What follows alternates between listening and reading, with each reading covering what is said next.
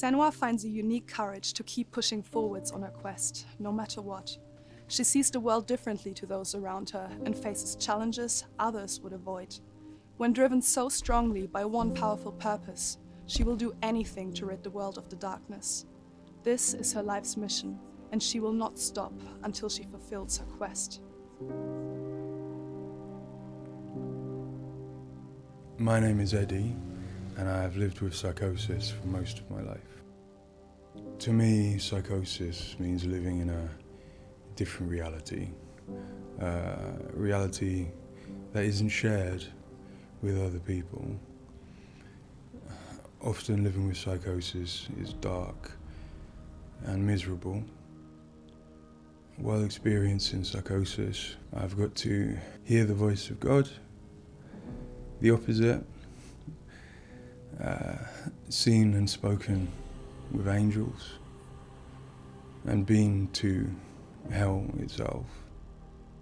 Recovery college and peer support really did turn my life around. I thought I would never get better, and yet here I am.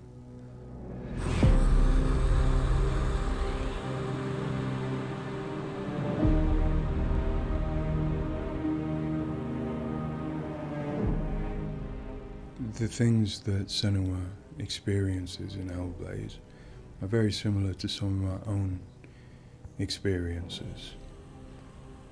She lives in a reality that other people might find hard to understand. She sees significance in symbols, in meeting people, in all sorts of things that are going on around her. Senua is experiencing an altered state of reality which would be very hard to understand without having experienced it yourself or playing Hellbleade. Lost soul who fought through hell to find us. You were lost. Not anymore. Are you ready for what you will find here? It's difficult saying that it's an illness, that it's not real. Of course, to me, it is. And of course, to Senua, it is. And that's what's driving her to do these amazing feats of courage, to overcome pain and exhaustion, to do what she knows she must. All the fear, everything I've seen, everything I've done has led me to this place. We've come so far, not far enough. Say it. You are ready. Tell them. In Senua's saga Hellblade 2, we tell the second part of the story of Senua, a Celtic warrior who, like Eddie, has experiences of psychosis, seeing the world in a unique way and existing in a reality unshared by others.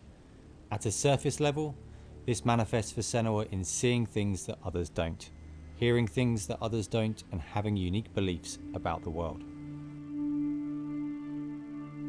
My name's Paul Fletcher. I'm a psychiatrist and a professor of neuroscience at the University of Cambridge, and I've been working with the Ninja Theory team on Hellblade and other projects for several years now.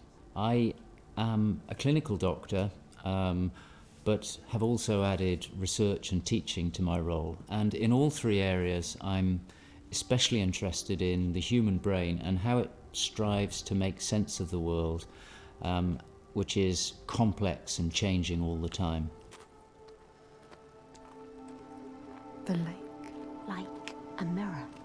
You can see the reflection. Senua, like many people, experiences psychosis. Now, psychosis is not a diagnosis, although it is associated with a number of medical and psychiatric conditions. But ultimately, it's a loose description of a shift in one's experience of reality. What are you doing? Screams of the dead. There's something here. They are not. I need to find out what it is. They are.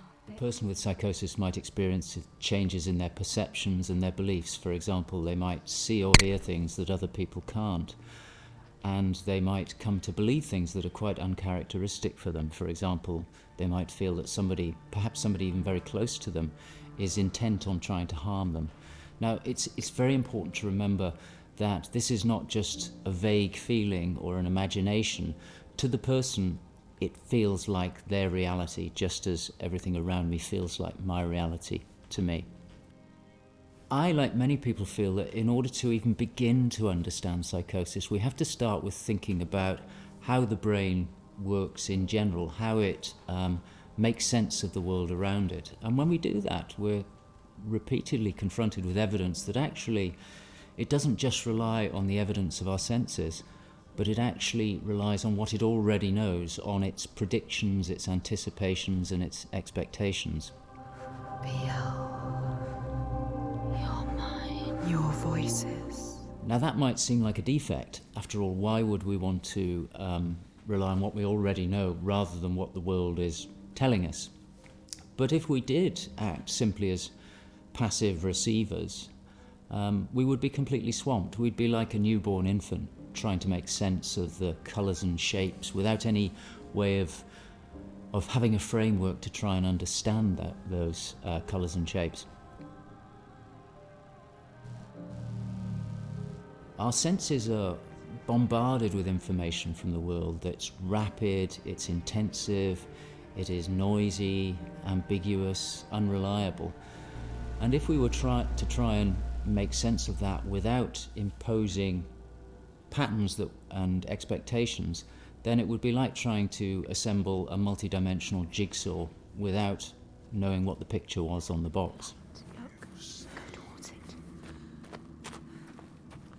Many of us think that the brain ultimately is an organ that makes predictions.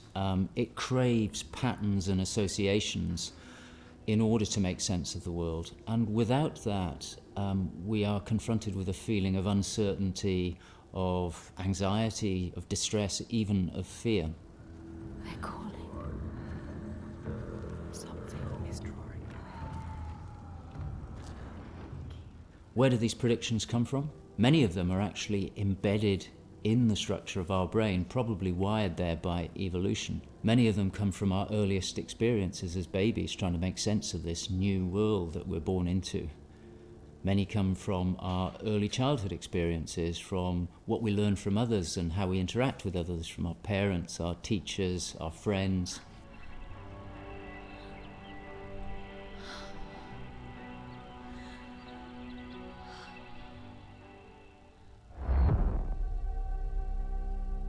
We all have a feeling that we're directly in contact with an objective reality, but it's probably the case that what we experience as our constructed model of the world is a blend of the evidence of our senses, but also what we are predicting or expecting from the world. So this blend exists in a very fine and delicate balance, and the weighting of that balance probably varies a great deal across different individuals. But crucially, this balance is what determines how we experience and interpret and act upon the world. And some of them are embedded in shared experiences with others, our society, our culture, our arts, even our religions and our mythologies. So for the most part, this works very well for us and enables us to make sense of the world, but it's also, being a delicate balance, it can be shifted, and it's very easy, even under the most normal day-to-day circumstances, to deviate from objective reality. A good example of this is the hollow mask illusion. All of us are familiar with a mask. We know that it depicts a face and that the inside is hollow. But when we see the mask rotating round and we see the hollow side, there is a deeper prediction, probably embedded in our brain, that facial features tend not to be hollow, that they stick out. And this deeper prediction can override our knowledge that the mask is hollow and make us actually perceive the face as sticking out at us. Despite what we know, the deeper predictions will override this. So for me and many in my field, perceptual illusions like this, which are very common, are really interesting because they tell us something fundamentally about how the brain is making sense of reality using its predictions. But more than that, for me, it's very interesting because it begins to give us a sense of how psychosis might begin to emerge. Psychosis is this experience of an altered internal construction of one's reality. And it seems feasible that this is dependent upon this balance I've talked about between predictions and evidence. And it is probably the case that some people tend to weight their predictions more heavily. This, in many circumstances, is advantageous because it means that they can discern patterns and associations that perhaps other people can't. But if that balance was shifted further by different circumstances, then it may well be that they begin to construct a reality that doesn't accord with the world around them. What might cause that shift? Well, a number of things. It could be caused by stress, sleep deprivation. It could be caused by illness, neurochemical disturbances. It's also the case that our experience will change how we predict things. So a very profound experience, for example, of trauma, could powerfully change the way in which we make predictions about the world and shift us from this delicate balance into a state of psychosis. In the case of Senua, we know that from an early age she was able to discern patterns and associations that perhaps other people couldn't. And on top of that, her childhood and adolescence had a number of traumas in it. Her father was abusive and he accused her of being the cause of evil and darkness. Her mother, who had the same capabilities as she did, was actually sacrificed for the same reason. And in addition, her village was attacked by Vikings and her lover was brutally killed. And it's possible that all of these traumas would act on her natural tendencies to topple her into this psychotic experience that is depicted in Hellbleade. With every defeat, the dark rot will grow and soon it will take her soul.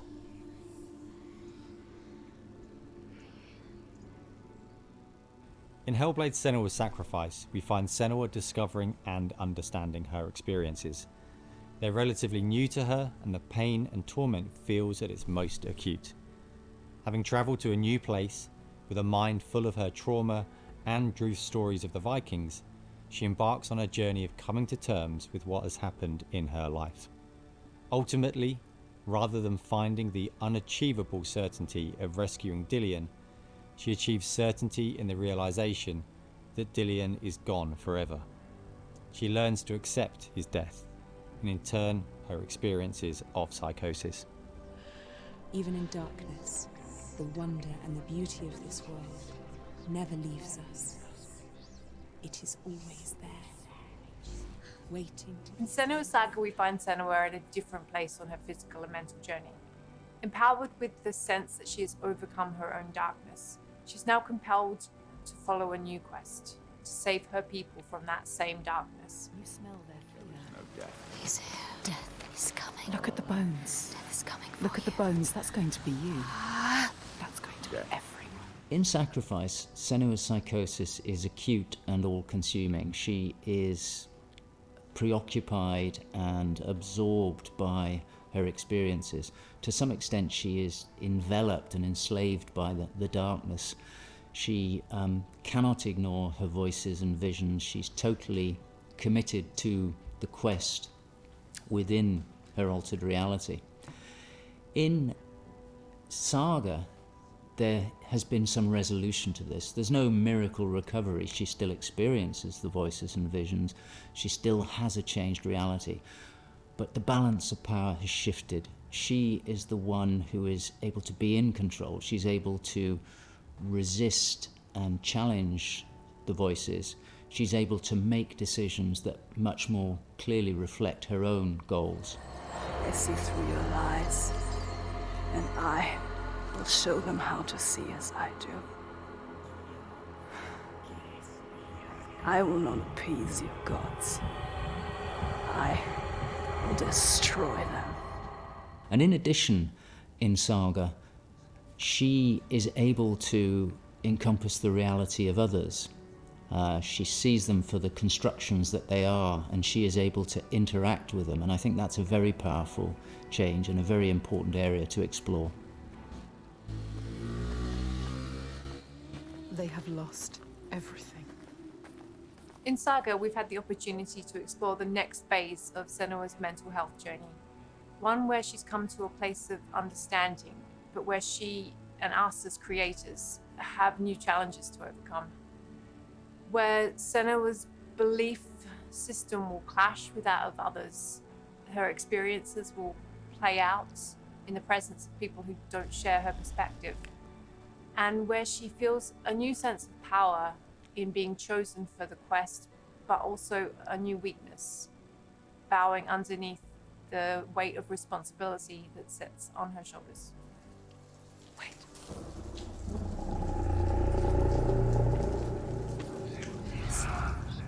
In Saga, we have once again utilized binaural audio to bring Senua's voices to life. Her furies still travel with her, but their tone has changed this time. She continues to be haunted by her father, and she starts to feel the audio presence of Icelandic myth infecting her mind. That scream. That voice. Something dark, Senua. You need to go up there. Don't let them see you coming. You need to find out. Don't let the monsters find you. You can do this, Senua. To hear the world as Senua does, we spend time with people with lived experiences of psychosis, and also with Paul Fletcher. This made a strong basis of what it is to hear voices, what they say, how they sound, how they change or react to external stimulus. And this paired with all we learned from the first game, Hellbleade Senua's Sacrifice, led us to create Senua's own sonic version of reality. To me, it's a privilege to sit in a room to play our game, and as we progress, hear their comments, thoughts and suggestions. Each one provides a different perspective, and I find especially inspiring and humbling to hear from Eddie his own experiences. Especially, I find he has a way of putting very complex emotions, situations, in a very simple yet poetic way, and it's really inspiring for me when I'm thinking in Senua's journey. We use binaural audio to bring 3D space in the headphones. This allows to experience the voice hearing and other sounds with a physical sense.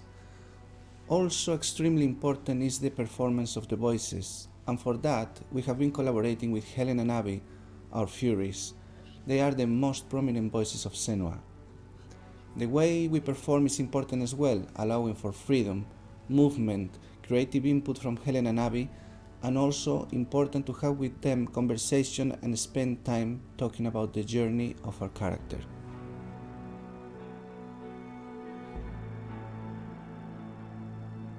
There is a lot of time gone into experimentation, so every sound in the game is connected in some way with the emotion that Senua is experiencing as she travels through Iceland, from the sounds of the nature to some of the musical moments.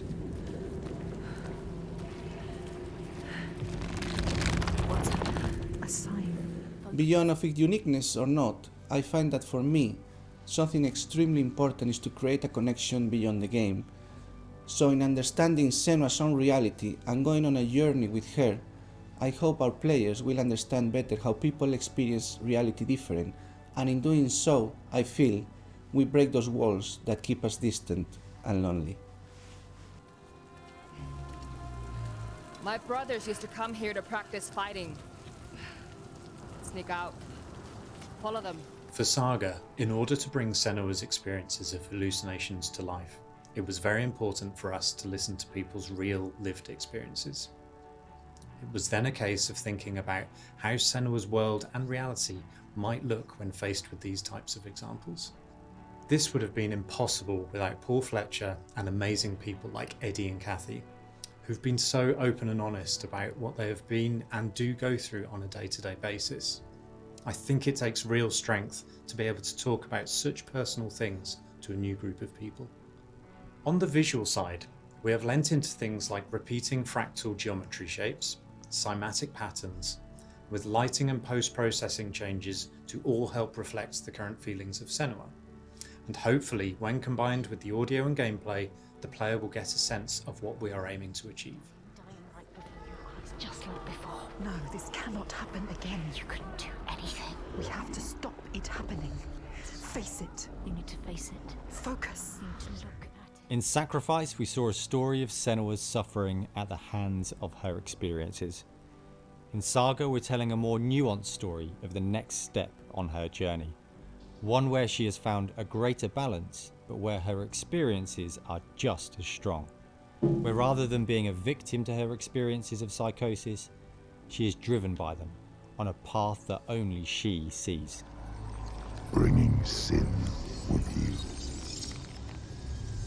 The gods cannot be killed.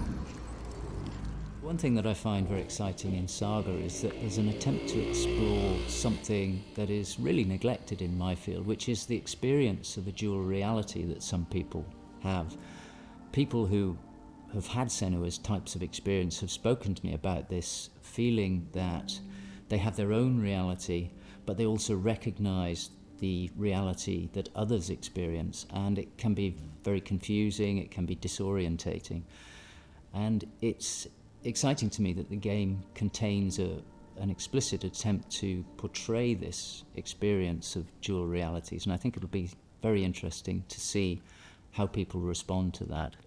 It's amazing what has been done and what's been portrayed. I think it's really difficult to turn words into what other people might be seeing, but I think I'm always blown away by what Ninja Theory come up with for their games, and I'm really stunned at the quality of the things that she sees and the sounds of the voices that she has. I think they're pretty realistic. She's getting closer. Yes, she can feel it. I hope that the game will help people who maybe don't understand psychosis or don't know very much about it to start with.